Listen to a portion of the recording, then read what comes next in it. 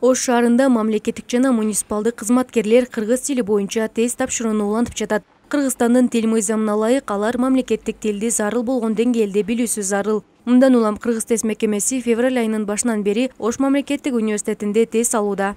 Негизги максатыбыз Кыргыз Республикасынын мамлекеттик тил боюнча конституциялык мыйзамдарын өзгөртүү киргенден кийин биз ар бир жетекчи өзүнүн эне тилинде жаза алат, сүйлөй алат, оюн эркин айта алат, сабаттуу деген сыяктуу жыйынтык менен Ош мамлекеттик университети ушундай демилге көтөрүп, эң чоң көрсөткүч менен 180 адамдан ашык биздин жетекчилер буюрса ушул бир айдын чегинде кыргыз тесттен баары өтүп жатышат. Учурда 800 кызматкер сынак тапшырды. Процесс февраль айынын аягына чейин уланат. Анан мунун эң негизги максаты кайсы? Албетте биздин тилибизди өнүктүрүү, сактап калуу, өнүктүрүү.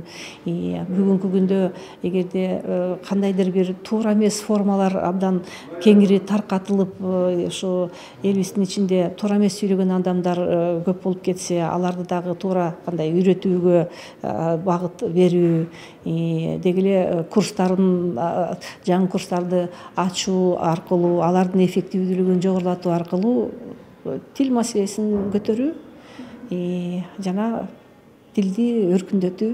Уюштуруучулардын белгилешинче, өз ыктыяры менен кыргыз тесттен өтүп, мамлекеттик тилди тереңдетип үйрөнүүгө кызыктар болгондордун саны күн сайын өсүүдө. 2025-жылдын январь айында тапшырган болчумун. Ошондо окуу менен жазуудан өтпөй калган экенмин. Кайра азыр окуу менен жазуудан тапшырдым. Азыркы окуудан 60 балл алып өттүм. Бүгүнкүндө азыр жазуу эми экспертизага кетиптир. Анын жыйынтыгы бир 3-4 күндө чыгат дейт. Негизинен жазууда 15 миллион 9 миллионго чейин жазуу жүзүнө жазыш керек экен. Ошол өзүнүн темасы берилет экен, ошол тема боюнча жазыш керек экен. Бүгүнкү күндө жаздык. Тест өзү 5 деңгээлден турат экен. Мен B2 деңгээлинде тапшырдым.